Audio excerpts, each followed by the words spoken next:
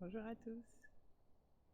Aujourd'hui, j'avais envie de vous parler de la colère. C'est une émotion parmi d'autres et c'est parfois une émotion avec laquelle on a du mal ou en tout cas qu'on a l'impression que c'est pas bien d'être en colère. Et pourtant, c'est très important d'écouter sa colère. Alors, je ne dis pas qu'il faut agir avec colère, mais de l'écouter. S'il y a de la colère, souvent c'est qu'il y a quelque chose qui n'a pas été entendu. Si vous avez exprimé votre désaccord, votre mécontentement sur une situation, sur un comportement, sur quelque chose qui vous dérangeait, et que c'est pas entendu, à un moment ça va provoquer de la colère. Et quelque part, il faudrait accueillir cette colère pour voir qu'est-ce qui se joue.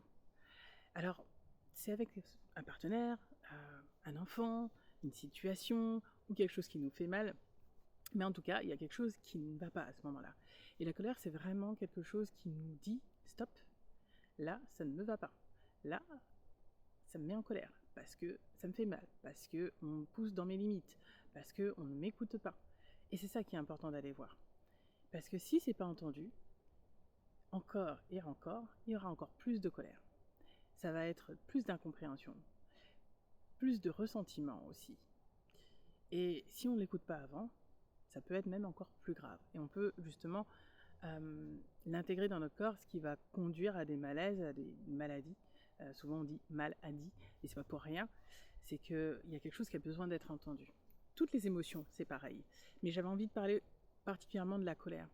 Et à ce moment-là, c'est important d'aller voir c'est quoi qui ne nous convient pas. Moi, je sais que j'aime être dans la paix et la tranquillité, et j'ai beaucoup de mal avec des personnes qui vont venir perturber mon espace, ma tranquillité.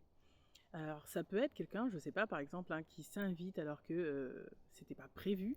Ça peut être quelqu'un qui vous dit ce serait bien en fait si tu fais ça, mais tu vois c'est pas correct parce que tu vois là nous on est là tous ensemble et toi tu veux pas venir, etc. Enfin, et c'est normal.